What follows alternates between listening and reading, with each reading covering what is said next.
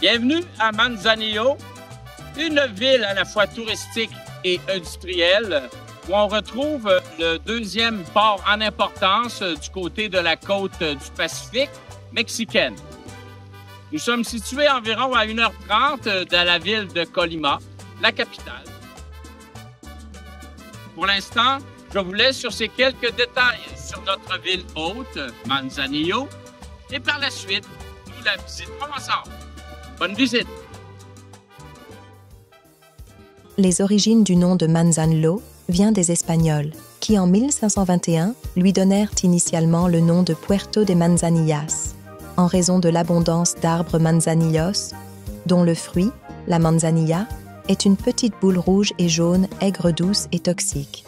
Située dans la baie de Manzanillo avec deux autres villes distinctes, soit Salahua et Santiago, formant une grande agglomération de 191 000 habitants, faisant de Manzanillo la deuxième ville la plus peuplée de l'État de Colima.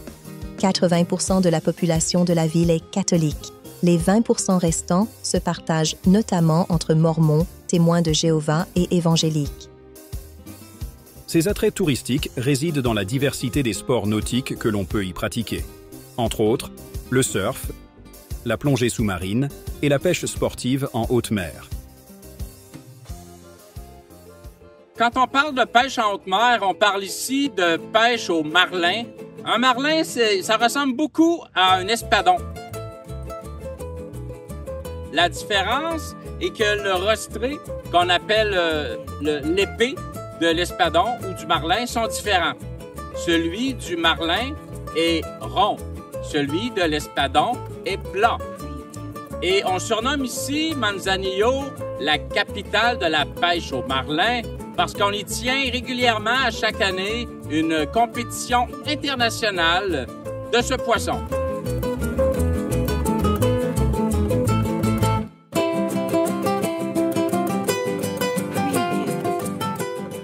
Alors pour nous qui sommes allés juste avant Puerto Vallarta, il y a une énorme différence entre une chose en particulier.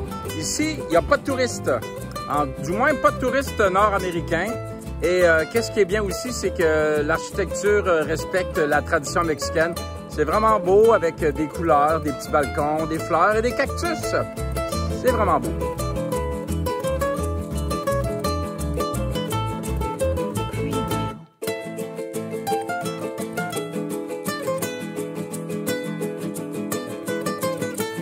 Nous sommes actuellement sur la promenade du Zodiac, inaugurée en 2021.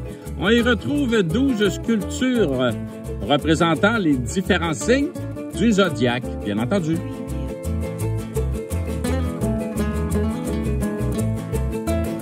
El Paseo San Pedrito, la promenade Saint-Pierrot qui longe la mer, favorise les promenades à pied ou à vélo et permet d'admirer les différentes sculptures et le magnifique panorama marin. Il prolonge la promenade du Zodiac sur quelques kilomètres et ce jusqu'au port maritime.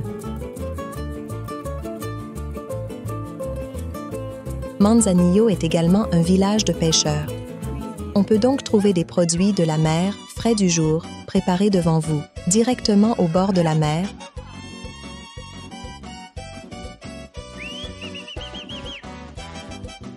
ou dans une poissonnerie, si vous préférez. Vous pouvez déguster vos fruits de mer favoris dans un des très nombreux restaurants spécialisés. Bien entendu, on y retrouve également une quantité incroyable de chats, qui eux aussi raffolent des produits de la mer. Derrière moi, on retrouve les ossements d'une jeune baleine trouvée sur les rives de Manzanillo. Le gouvernement veut ainsi sensibiliser les gens à la pollution et les ravages qu'elle cause dans l'océan. Et non, nous ne sommes pas au Cambodge, nous sommes toujours au Mexique, mais on retrouve ici des petits tuk-tuk, comme ça, qui se promènent, des petits taxis, vraiment similaires à ceux du Cambodge, mais plus propres et sûrement plus sécuritaires. Par contre, ici, on appelle ça des motos-taxis.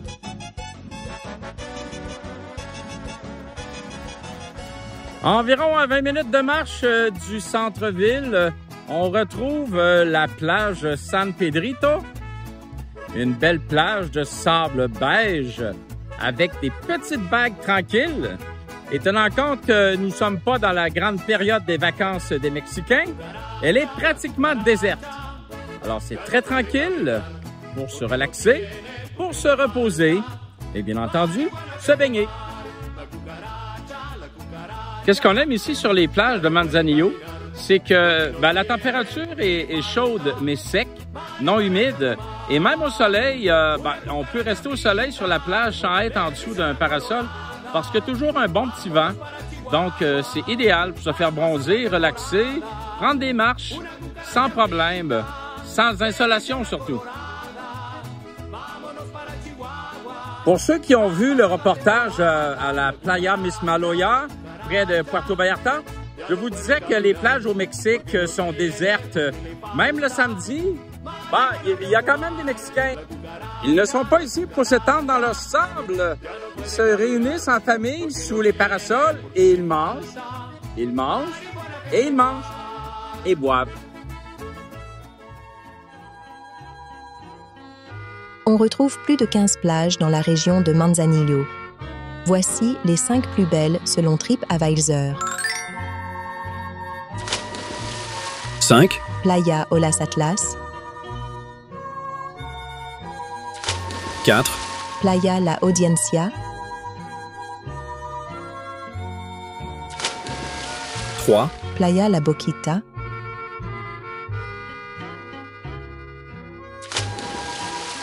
2.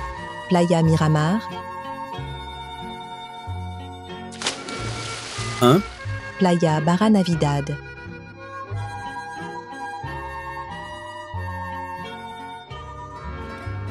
Le centre-ville qu'on appelle le Centro est entouré de montagnes et à chaque bout de rue, il y a des belles escaliers colorés comme derrière moi qu'on va monter spécialement pour vous donner une vue d'ensemble du centre-ville. Il y a des centaines et des centaines d'escaliers. Suivez-nous!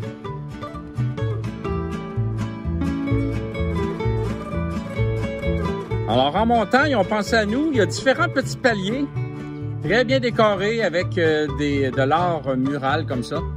C'est beau, très coloré, c'est vraiment beau.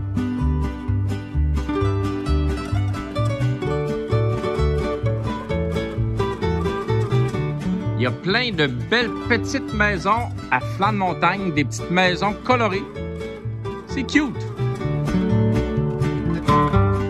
Alors, comme partout ailleurs au Mexique, c'est très catholique ici. On retrouve très régulièrement la Vierge de Guadalupe.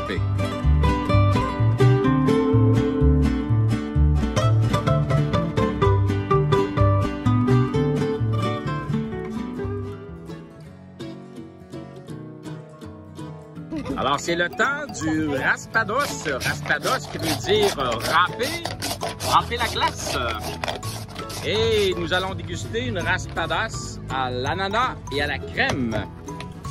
Alors, une raspadas, c'est comme une slotch, mais c'est fait avec des produits naturels et de la glace fraîchement râpée que nous allons déguster à l'instant.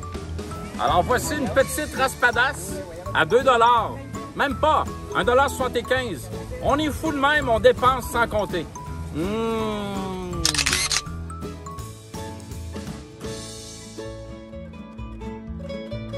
On a dit tout à l'heure que Manzanillo, c'est une ville industrielle qui possède un des plus grands ports du Pacifique. Je vous le confirme, ça fait 1 heure qu'on marche et on longe le port depuis 1 heure sans arriver au bout encore. Alors, on traverse les conteneurs, les camions, les pesées. C'est vraiment gigantesque. Le port moderne de Manzanillo a été créé en 1971. Il est l'un des plus fréquentés du Mexique, chargé de la manutention des marchandises de l'océan Pacifique pour la région de Mexico et aurait attiré le plus d'investissements privés étrangers et nationaux du pays. Manzanillo est la principale porte d'entrée pour la manutention des importations destinées au centre du pays et est considérée comme la principale porte d'entrée du transport maritime par conteneur. Les principales importations traitées par le port comprennent des biens de consommation générale, les produits en acier des produits agricoles et des minéraux. La plupart des exportations de ce port sont destinées à des pays comme les États-Unis, le Canada, la Colombie, le Japon, la Chine, l'Inde, l'Espagne et l'Allemagne. Les principales importations traitées par le port comprennent des biens de consommation générale, les produits en acier, des voitures, des produits agricoles et des minéraux.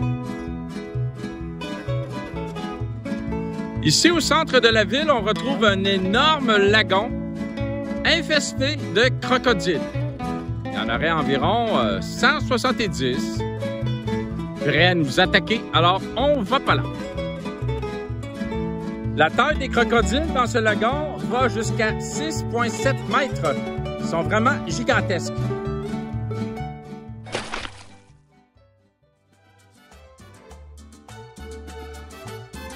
Après 2 heures de marche, nous voici rendus dans le quartier Las Brisas, sur une magnifique plage qui s'appelle Las Brisas. C'est désertique, c'est vraiment tranquille. Pourtant, il fait beau. On est un mardi, mais la saison touristique ne bat pas son plein dans le secteur parce que les vacances des Mexicains sont terminées depuis aujourd'hui. Et nous sommes dans un secteur particulièrement fréquenté par les Mexicains. On peut vraiment marcher longuement sur plusieurs kilomètres pour longer cette baie.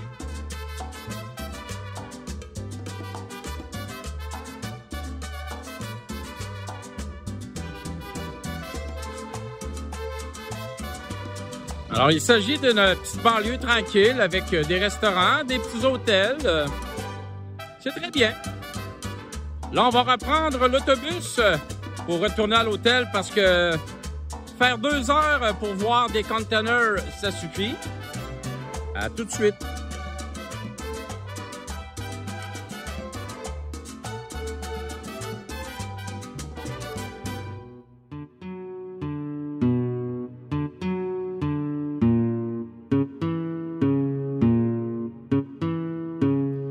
On s'est rendu à Santiago, un quartier de la ville de Manzanillo, situé environ à 30 ou 35 minutes en autobus du centre-ville.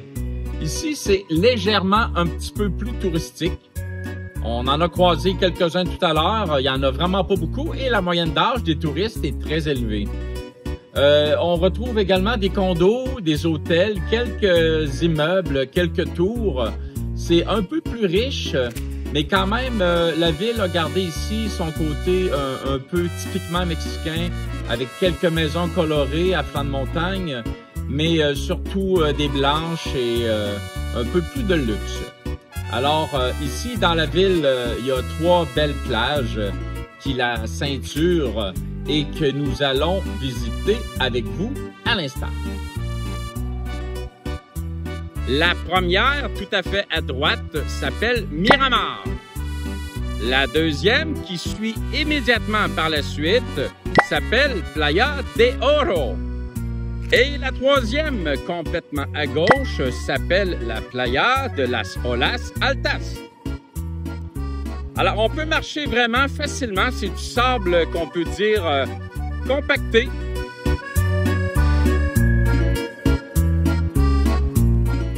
Alors, on est dimanche, il y a un peu de monde, mais majoritairement des Mexicains. Alors, les enfants jouent dans l'eau et devinez ce que les parents font.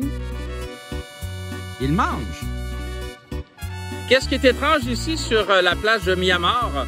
Le sable est 3 couleurs. Il y a une partie du sable qui est comme légèrement jaunâtre. Le deuxième, plus beige. Et la troisième partie est noire. Noire en raison des différents volcans qu'il y avait ici à l'époque et qui fait en sorte que le sable est volcanique. C'est ce qui donne à l'eau une couleur plus foncée. Elle est très chaude. Par contre, elle n'est pas turquoise comme dans plusieurs régions du Mexique, à Cuba ou en République dominicaine. Cette plage-ci s'appelle Playa de Oro, qui veut dire la plage de l'or. Je ne sais pas si vous pouvez voir, mais il y a comme des petites particules dorées dans le sable. Il y en a beaucoup dans l'eau et dans le sable. On dirait effectivement de l'or, mais je ne sais pas c'est quoi.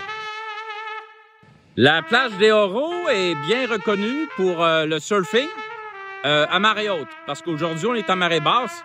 Mais comme on peut voir, il y a des classes de surf un petit peu partout le long de cette plage. 2 plages de Manzanillo, la Playa Las Olas Atlas et la Playa La Boquita, sont le théâtre des championnats nationaux de surf Manzanillo, organisés par la Fédération mexicaine de surf. Cet événement réunit les meilleurs surfeurs du pays dans le but d'intégrer le classement national et de consolider la présélection mexicaine des différentes modalités de surf. L'événement comporte des compétitions dans les 2 branches, féminine et masculine, permettant la participation de surfeurs de tous âges, de 18 à 80 ans et plus. Et finalement, à quelques pieds de là, on retrouve la Playa de Las Olas Altas, qui veut dire la plage des vagues hautes. Aujourd'hui, ne sont pas hautes. Mais c'est la plage où on retrouve ce qui ressemble le plus à des hôtels tout inclus et quelques petits buildings. Mais on n'est quand même pas en Californie, mais ça ressemble plus à une grande ville que où on est, nous, dans le Centro.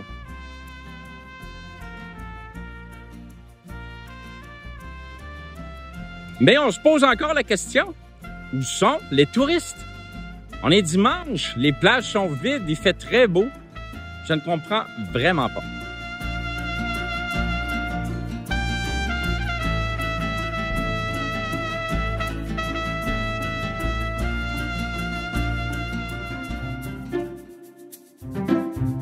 Alors, nous sommes à l'Iguanario Archundria, qui veut dire un parc d'iguanes, particulièrement de 1 hectare. C'est un grand parc où il y a environ 1000 iguanes en liberté.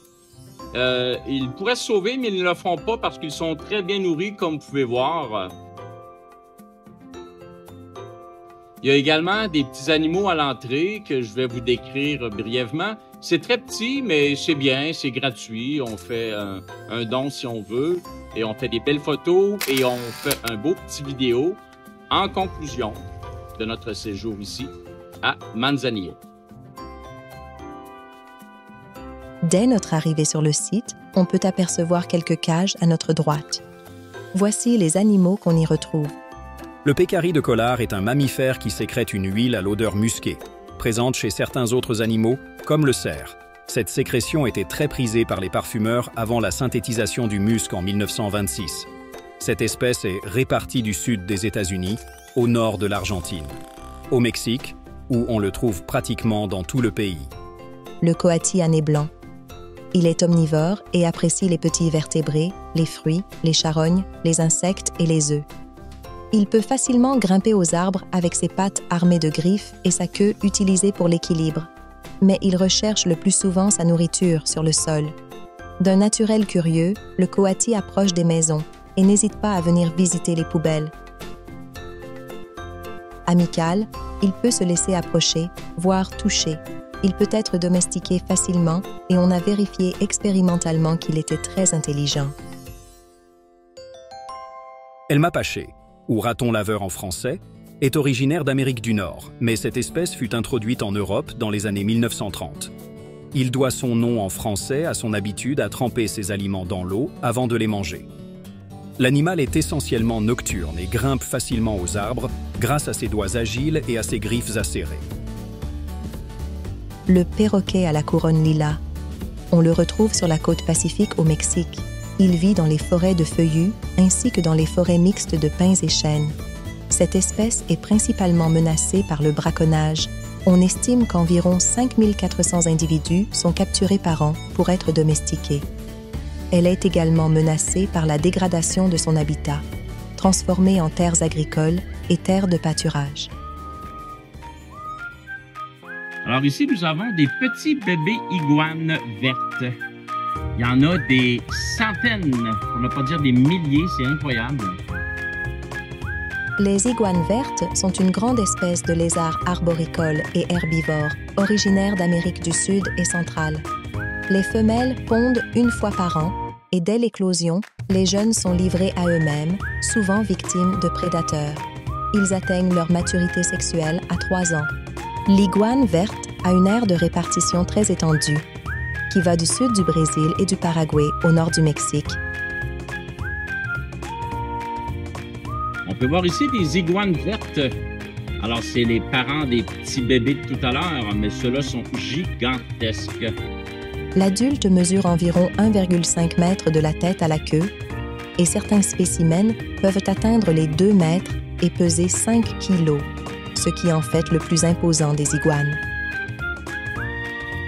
Il prend diverses couleurs selon sa région d'origine, sa teinte pouvant prendre différents tons de vert, mais aussi être rosé, bleuâtre ou orangé.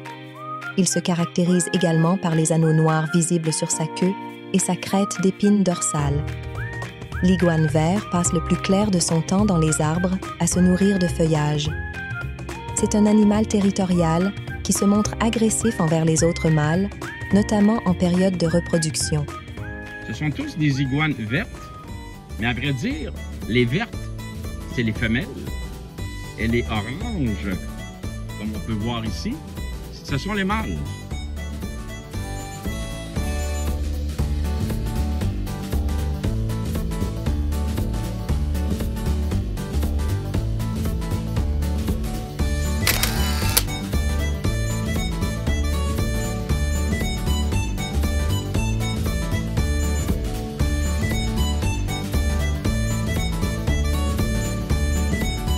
Il y a un canal qui fait le tour du petit parc qu'on a vu tout à l'heure. Et c'est indiqué qu'il y a des crocodiles, toutes sortes d'animaux. On pensait pas en voir ici en pleine ville, mais il y a effectivement des crocodiles. Vous allez voir le petit bébé, mais j'ai l'impression qu'il attend sa mère. Et moi, ça me tente pas vraiment de faire connaissance avec sa mère, donc on quitte pour l'instant. Il y a également une tortue dans ce fameux canal.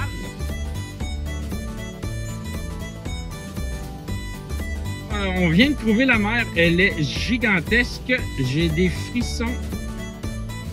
Ceci en terminant, une belle petite aigrette, en espérant qu'elle ne servira pas de repas aux méchants crocodiles. Ceci met fin à notre court séjour dans la ville de Manzanillo.